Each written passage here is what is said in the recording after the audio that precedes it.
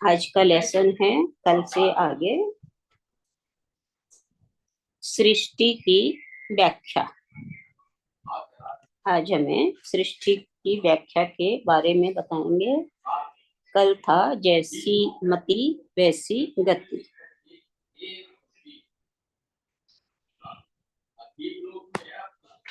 हाँ, अष्टावक्र जी कूटस्थ, बोध स्वरूप और अद्वैत, इन तीन शब्दों में सृष्टि की व्याख्या करी है। वे राजा जनक को बताते हैं कि अहंकार अहंकार सत्य नहीं होता, यह आभा स्वरूप है। आभा स्वरूप है। इसी अहंकार के कारण मनुष्य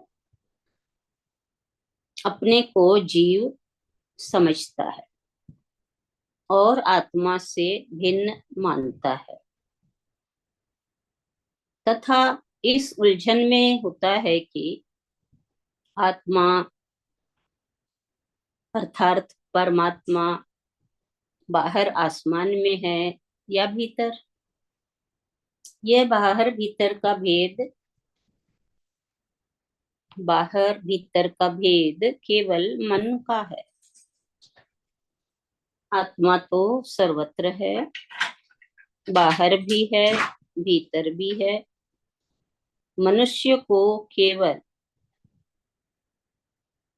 किसका विचार करना चाहिए? स्थिर और अचल होकर, बोध स्वरूप होकर अद्वैत आत्मा का विचार करना चाहिए। यानी केवल समस्त सृष्टि में आत्मा ही है, ऐसा जानकर इसका विचार करना चाहिए। अष्टावक्र जी ने जो भीतर बाहर की बात कही है वो समझने लायक है। मनुष्य के बाहर एक जगत है, यह संपूर्ण सृष्टि है। ये बाहर के जगत को संपूर्ण सृष्टि कहा गया है, जिसे कर्म जगत कहते हैं। मनुष्य का एक व्यक्तित्व बहिर्मुखी भी है। वह हमेशा बाहर की ओर इस संसार को देखता है, स्वयं के भीतर नहीं जा सकता। ऐसा व्यक्ति कर्म योग के द्वारा आत्मा को उपलब्ध हो सकता है। ऐसा व्यक्ति कर्म योग के द्वारा आत्मा को उपलब्ध हो सकता है। कर्म योग का अर्थ है आसक्ति का त्याग करके, जो भी कर्म मतलब हम लोग कर रहे हैं उसमें आसक्ति नहीं हो कि मेरे लिए हो ऐसा, बल्कि निष्काम भाव से सब काम ईश्वर का समझकर करना, ये है बाहर का भाव। जो भी कर्म मनुष्य कर रहे हैं ईश्वर का समझकर करना निष्काम भाव कहलाता है। मनुष्य के भीतर तीन जगत और हैं। ये तो एक बाहर का जगत हो गया, संपूर्ण सृष्टि बाहर का जगत है, और मनुष्य के भीतर तीन जगत और हैं। पहला है विचारों का जगत, दूसरा है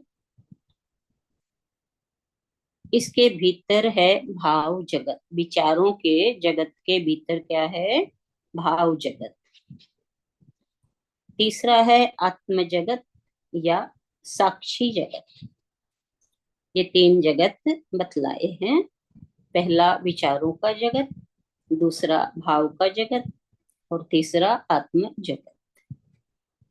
बुद्धिजीवी यानी जो बुद्धि के द्वारा जीते हैं वे विचार में जीते हैं।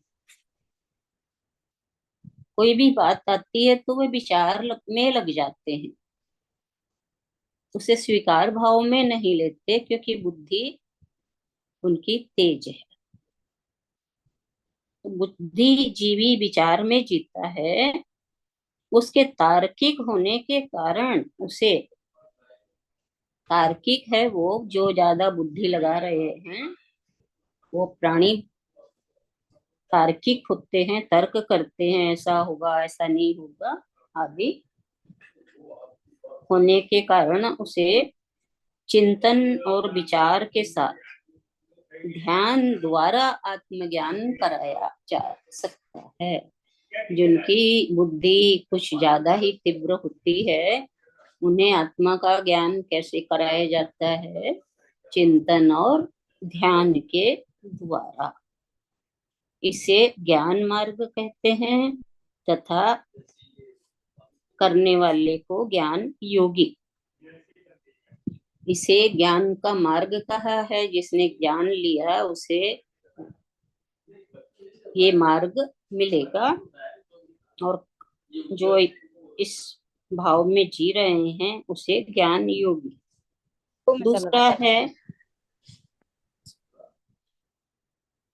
दूसरा है भाव जगत।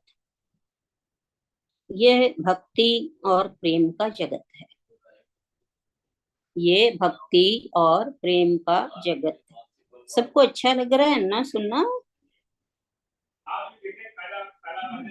जी माँ। अच्छा, नहीं तो चेंज कर दें सब्जेक्ट। नहीं माँ, अच्छा है, बहुत अच्छा लग रहा है माँ। अच्छा अच्छा। दूसरा जगत है भाव का जगत। भाव के जगत में बतला रहे हैं हमें कि भक्ति और प्रेम का जगत भाव के जगत को कहते हैं। जिस व्यक्ति में भावुकता अधिक है, जो भावुक जाता है ज्यादा होते हैं, बात बात में रोते हैं, बात बात में कोमल हो जाते हैं, उनके लिए ये जगत है।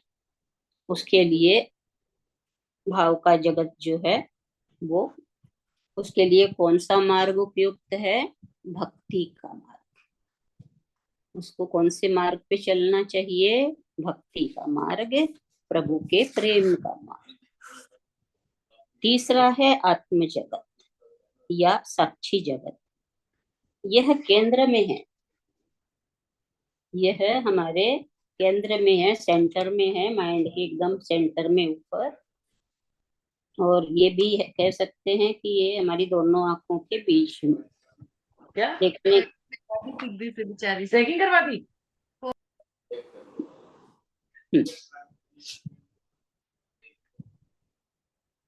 सुनिए सभी बहुत ध्यान से।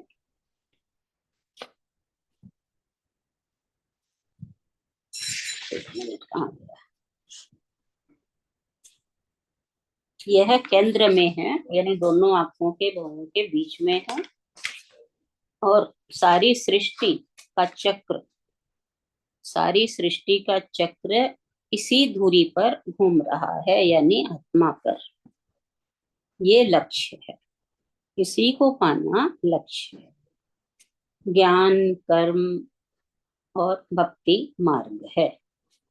ज्ञान, कर्म और भक्ति मार्ग है। इन तीनों के साथ